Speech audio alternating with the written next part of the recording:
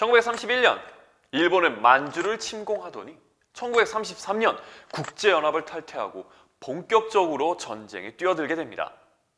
1937년 중일전쟁, 그리고 1941년 진주만 공습을 시작으로 태평양 전쟁까지 전쟁을 확대시켜 나가죠.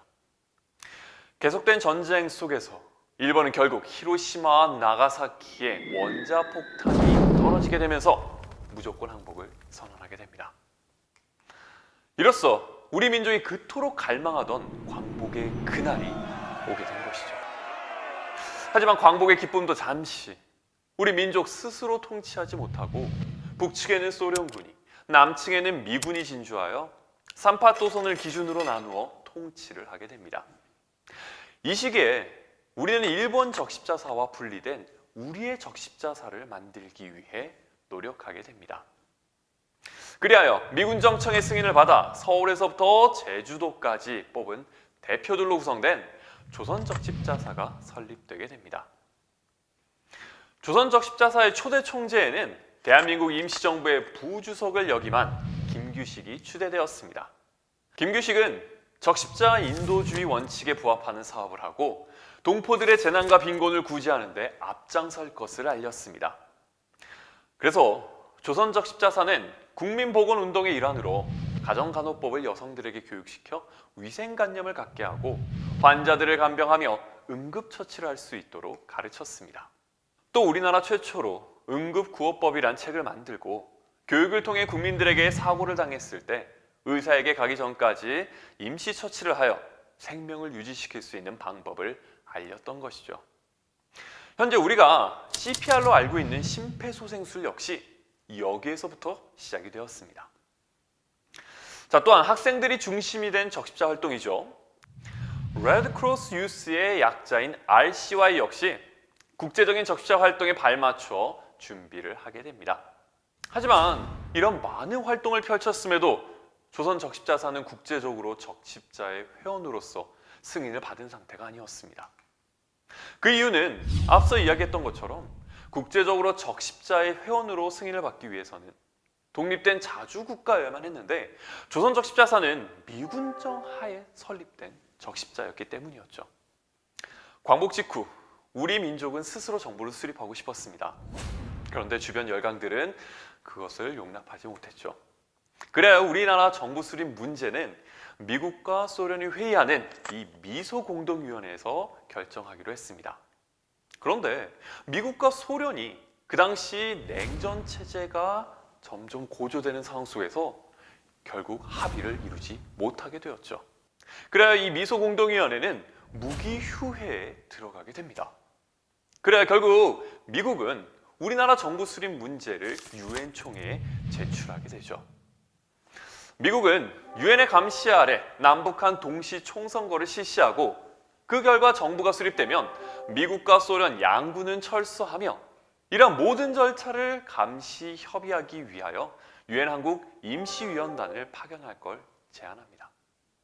그러나 유엔 한국 임시위원단은 소련의 반대로 결국 북측에서는 활동을 하지 못하게 됩니다. 이에 1948년 2월 유엔 소총회에서는 유엔 한국 임시위원단이 접근 가능한 지역만이라도 총선거를 실시한다고 결의하게 되죠. 결국 1948년 5월 10일 한국 역사상 처음으로 최초의 보통선거가 실시되었고 여기에서 선출된 국회의원들이 헌법을 만들게 되죠. 이 제헌헌법에 의해서 1948년 8월 15일 대한민국 정부가 수립됩니다. 정부 수립 후 국회는 조선 적십자사를 대한적십자사로 명칭을 변경하고 국제적 승인을 위한 대한적십자사의 조직법을 1949년 4월 30일 제정하게 됩니다. 이렇게 대한민국 정부가 구성이 되고 대한적십자사도 창설이 되었지만 우리는 결국 남과 북으로 분단이 되었습니다. 하나된 정부를 수립하기 위해 노력했지만 우리는 왜 분단이 되었을까요? 그 이유는 남과 북이 분단된 상태에서 사람보다 이념이 앞섰고 서로를 미워하고 증오했기 때문입니다. 이러한 이념 갈등은 결국 1950년 6월 25일 한국전쟁이라는 결과를 낳게 되는데요. 이 전쟁 발발 소식에 제네바 국제적십자위원회는 대한민국 정부와 평양에 같은 내용의 메시지를 발송하게 됩니다. 남과 북이 1949년 제네바 협약에 가입되어 있지는 않았지만 전쟁 희생자를 위해서 제네바 협약의 원칙이 적용될 수 있도록 제의하는 내용이었죠. 그 결과 우리는 아직 국제적으로 적십자사의 정식 회원국으로 인정받지 못한 상태였지만 대한적십자사는 전쟁 중의 구호 활동과 전쟁 포로 대우에 있어서 큰 역할을 하게 됩니다. 한국전쟁이 국제연합군과 공산군의 개입으로 피해가 확대되자 1951년 2월 국제적십자사 연맹은 회원 적십자사들에게 한국전쟁 이재민을 도와주도록 호소합니다. 그 결과 한국전쟁 기간 중에 35개국의 적십자사와 적신월사들이 다량의 의약품과 구호물자를 남측과 북측에 각각 제공하게 됩니다. 한국에는 스웨덴, 덴마크, 노르웨이, 이탈리아, 인도 등에서 파견된 적십자사 의료단이 특히 국제연합군 관할 지역 내에서 군 부상자 및 피난민에 대한 진료와 구호 활동을 전개합니다. 이 구호 물자를 가지고 전쟁 중 여성들이 봉사활동에서 큰 역할을 합니다. 대한적십자사를 도와 전쟁에 참여하는 남성들을 대신해서 여성들이 피난민과 군인들에게 급식 봉사를 하는 등 적십자 사업을 크게 도왔습니다. 이런 여성들의 봉사활동은 오늘날 우리의 자원봉사활동의 모태가 되었죠. 또한 대한적십자사는 전쟁 속에서도 구호 의료품을 통해 피난민들에 대한 진료를 실시하고 군병원 내에서도 적십자 휴게실을 설치하여 입원 중인 군인들의 간호에도 힘을 씁니다. 한편 전쟁 초기 치열했던 공방 속에서 수많은 전쟁 포로가 발생하였습니다. 이러한 포로들을 수용하기 위해 거제도 등지에 포로 수용소들이 생겨나게 되었죠. 국제적십자위원회의 활동으로 포로들의 대우는 좋은 편이었습니다. 자, 여기에 거제 포로 수용소 포로들의 하루 일과표가 있는데요. 새벽 5시 30분에 기상해서 저녁 8시에 취침하는 점, 그리고 자유시간이 의외로 길다는 점이 눈에 띕니다. 당시 피난민들은 먹을 것이 없어서 힘들었지만 포로들은 피난민에 비해 음식도 충분히 제공이 되었습니다. 1951년 계속되는 전쟁의 부담을 느끼게 된 국제연합군과 공산군은 정전회담에 들어가게 됩니다. 이 정전회담의 핵심은 38도선 부근에 비무장지대를 설치하는 것과 포로 교환 문제였습니다. 제네바 협약의 포로 자동 송환 원칙에 따르면 포로들은 모두 본국으로 송환되어야만 합니다. 하지만 포로들 중에는 사회주의 이념이 싫어서 남측에 남기를 희망하거나 중립국으로 가기를 희망하는 포로들도 상당수 존재했죠. 1953년 이승만 대통령의 방공포로 석방으로 인해 포로 송환 문제 잠시 제동이 걸리기는 하지만 결국 여러 논의 끝에 국제연합군, 공산군의 합의에 따라 심사를 거쳐 포로들은 3가지 선택을 할 수가 있었습니다. 본국으로 가거나 남거나 혹은 중립국으로 가는 것이었죠. 중립국으로 가기를 희망하는 포로들은 인도 적십자사에 의해 중립국으로 보내졌습니다. 공동 적십자단에 대한적십자사도 참석하여 포로 교환 업무를 하였으며 국제연합군과 공산군은 공동 적십자단이 인도주의 활동을 하는 데 있어서 신변보호와 안전을 보장해 주었죠. 이렇게 적십자의 활약으로 포로 교환 업무를 성공적으로 마무리하고 대한적십자사는 국제적 승인을 위한 노력을 이어갑니다. 혹시 이렇게 생각하는 사람들이 있을지 모르겠어요. 아니, 아직도 국제적 승인을 못 받았단 말이야? 독립 후에는 미군정 아래 적십자였고 대한민국 정부가 수립된 후에는 한국전쟁으로 성사되지 못한 국제사회 승인을 정전협정 후에야 본격적으로 추진할 수 있게 된 것이죠. 드디어 1955년 5월 국제적십자위원회의 승인과 4개월 후 열린 국제적십자사 연맹회의에서 대한민국은 만장일치로 적십자사의 정식 회원국으로 인정받을 수 있었습니다. 이는 대한민국이 국제사회에 인정받는 첫걸음이 되었지만 3년여에 걸친 전쟁으로 나라 전체는 피폐해졌습니다. 특히 남북한의 인명과 재산 피해가 엄청났죠. 영국 적십자사 소속인 벨린다 피시가 쓴 저서 적십자 실화에 보면 시트에 철 스프링만 있는 침대에 누워있는 환자들의 모습이 보이고요. 중환자를 씻기기 위한 타올, 심지어 물까지 얻을 수 없었다라는 증언들을 볼 수 있습니다. 이를 통해 당시 열악했던 상황들을 알 수 있는데요. 그리하여 정전협정 직후 스웨덴 적십자사에서는 1953년 9월 24일 부산에 스웨덴 적십자병원을 개설하여 많은 환자들과 전쟁 고아까지 돌보았습니다. 자, 지금까지 광복 후부터 한국 전쟁에 이르기까지의 우리나라 역사 속에서 적십자사의 활동을 살펴보았습니다. 우리는 이 시기 강대국들 사이에서 한반도의 분단의 아픔과 전쟁의 참혹함을 겪었습니다. 이런 아픈 경험을 통해 결코 이념이 사람보다 먼저 되어서는 안 된다라는 아주 중요한 사실을 깨닫게 됩니다. 이처럼 국적, 인종, 종교, 계급, 정치적 입장이 다르다고 차별하지 않는 인도주의 정신. 이 인도주의 정신을 지켜야 하는 이유를 우리는 우리의 아픈 역사 속에서 알게 됩니다. 오늘 이 시간을 통해 무엇보다 인도주의에 대해 이해하는 시간이 되었으면 좋겠습니다.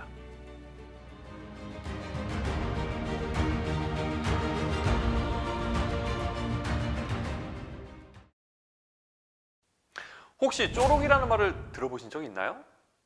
지금은 헌혈이 당연하지만 과거에는 돈을 받고 혈액을 팔기도 했습니다. 그때 진공 처리된 멸균 유리병에다가 혈액을 받았었는데요. 유리병에 혈액이 빨려 들어갈 때마다 병에서는 쪼록쪼록 하는 소리가 나게 되어 사람들은 매혈을 쪼록이라고 불렀습니다. 우리나라는 한국전쟁 당시 부상자 치료를 위해 많은 혈액이 필요했습니다.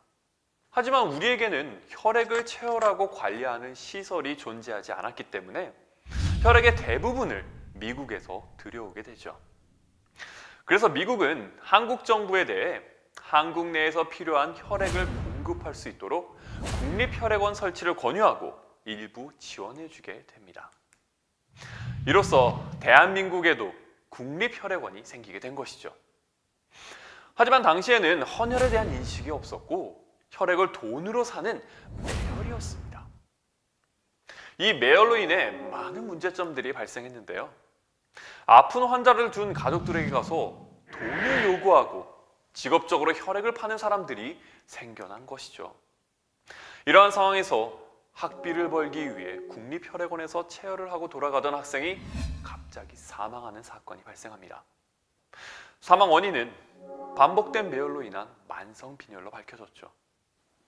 이 사건을 계기로 1958년 정부는 국립혈액원을 대한적십자사에 이관하고 대한적십자사는 헌혈운동을 시작하게 됩니다.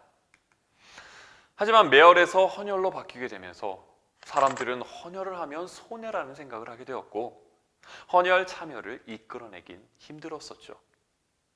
이러한 헌혈에 대한 인식이 바뀌게 된 큰 전환점이 된 사건이 있었습니다. 그것은 바로 민주화운동이었죠. 민주주의를 지키기 위해 우리 국민들이 이루었던 대표적인 민주화운동으로는 4.19 혁명이 있습니다.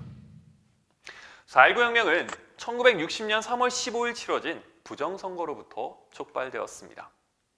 이에 분노한 국민들은 이것은 민주주의가 아니다 라면서 시위를 시작하게 되었고 당시 시위에 나갔다가 최루탄에 맞은 마산상고 김주열 학생의 시신이 마산 앞바다에서 떠오르게 되고 그게 또 신문 보도로 인해 전국에 알려지게 되자 온 국민들이 들고 일어나게 됩니다.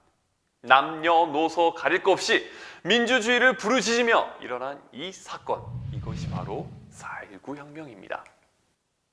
민주주의를 쟁취하기 위한 싸움이었지만 안타깝게도 4.19 혁명에서 많은 사상자들이 발생하게 됩니다. 이때 부상당한 시민과 학생들을 위해 많은 사람들이 자진해서 헌혈에 나섰고 매혈이 당시되던 사회 분위기 속에서 혈액은 생명을 위해 나누어야 한다는 인식이 자리 잡히게 됩니다. 그렇게 지금 우리가 알고 있는 헌혈운동이 시작되게 된 것이죠. 또한 대한적십자사는 적십자병원을 통해 수시로 실려오는 부상자들의 응급처치와 치료를 하게 됩니다. 이 부상자들은 시민과 학생, 경찰까지 다양했습니다. 적십자병원의 의료진과 봉사원들은 적십자의 인도주의 원칙에 따라 부상당한 사람이 누구든지 간에 모든 부상자 치료에 힘썼습니다. 대한적십자사가 중립적이고 독립적인 상태에서 의료지원 업무를 수행했던 것이죠.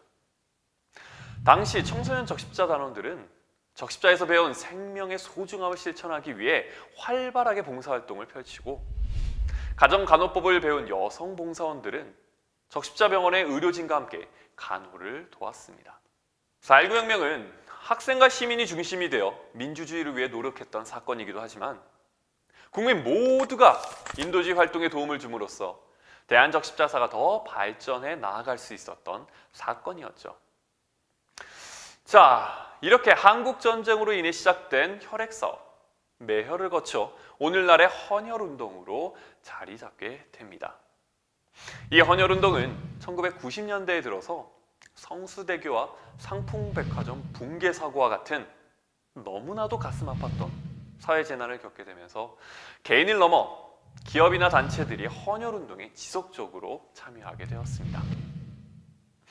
한국전쟁으로 인해 시작된 혈액원, 그리고 헌혈운동으로의 발전까지 살펴보았는데요. 한국전쟁이 남긴 또 하나의 상처가 있습니다.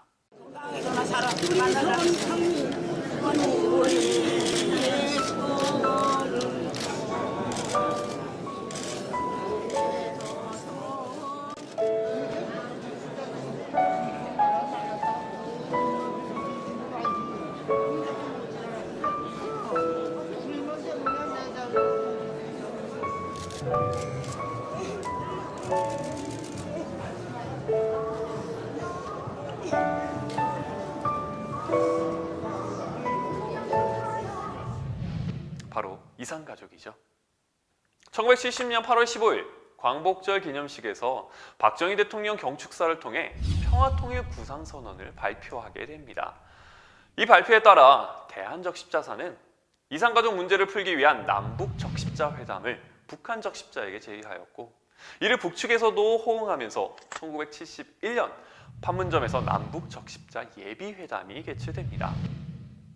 남북 분단 이후 처음으로 남북한 대표들이 한자리에 마주 앉게 되는 매우 역사적인 만남이 이루어지게 된 것이죠. 이후 판문점에서는 상설연락사무소가 생겼고 남북 직통전화도 개설되었습니다. 적십자사의 이러한 노력이 결실을 맺어 양측 정부는 마침내 1972년 7월 4일 서울과 평양에서 자주, 평화, 민족적 대단결의 통일 3대 원칙을 담은 남북 공동성명을 발표하게 됩니다.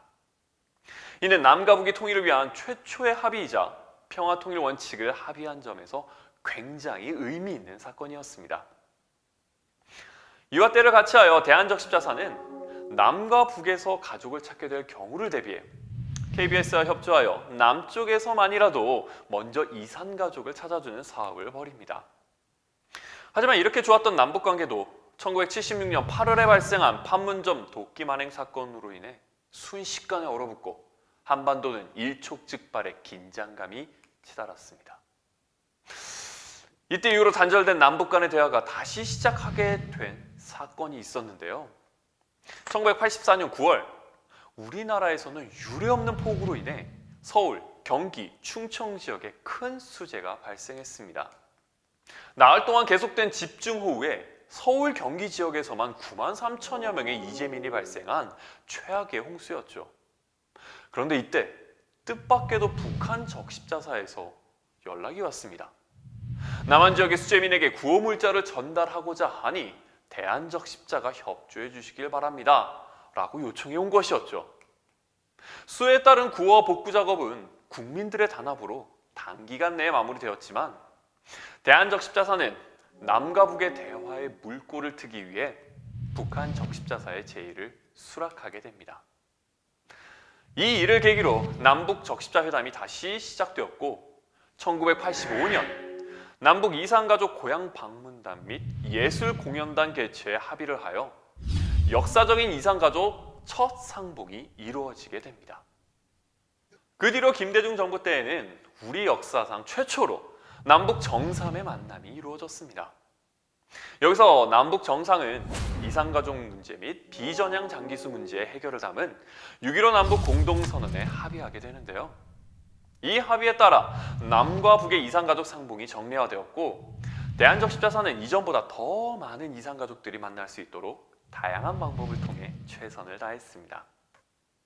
정부의 정책에 힘입어 대한적십자사에서는 2003년 남북 적십자 회담을 통해 금강산 면회소를 설치하는 것에 합의를 보고 이산가족을 위한 시설을 만들어 현재까지 이용하고 있죠.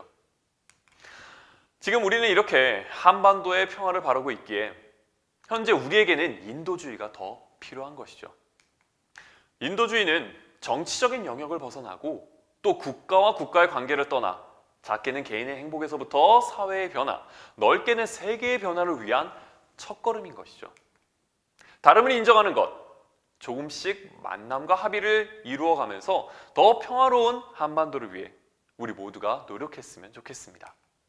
우리는 지금까지 개항기부터 현재까지의 역사적 사실을 통해 시대에 따른 인도주의의 모습과 그 속에서 적십자사의 활동을 살펴보았습니다. 우리는 역사를 배우면서 지금 우리가 누리고 있는 너무나도 당연한 것들이 과거에는 수많은 사람들의 노력과 희생이 있었기 때문에 가능하다는 것을 알게 되었습니다. 인도주의를 배운다는 것, 이것 또한 같습니다. 전쟁이란 끔찍한 상황에서 차별 없이 모든 생명을 구하기 위해 시작되었던 적십자의 인도주의 활동이 전 세계의 사람들을 감동시켰고, 적십자를 통해 전 세계 사람들이 인도주의 활동에 참여해 주었기 때문에 지금까지 인도주의가 이어질 수 있었던 것이죠. 이것은 자유와 독립, 자주, 평등, 인권, 공평에 따라 평화를 증진시키려는 인도주의가 단순히 전쟁이 없는 상태만을 말하는 것은 아니죠. 이렇게 전 세계와 대한민국은 인도주의와 함께 성장해 나갔습니다. 하지만 이것은 모든 국민들이 한 마음으로 뭉쳤을 때 가능했고, 대한적십자사 또한 국민들이 한 마음으로 적십자와 함께 했을 때 가장 발전할 수 있었죠. 자, 그럼 지금까지는 우리가 과거의 이야기를 살펴봤었는데요. 그러면 우리는 다음 세대를 위해 할 수 있는 인도주의, 과연 어떤 것이 있을까요? 우리 모두 함께 만들어가고 있는 인도주의를 다음 세대에서는 과연 또 어떻게 평가하게 될까요? 그 역사의 순간에 함께하고 싶지 않습니까?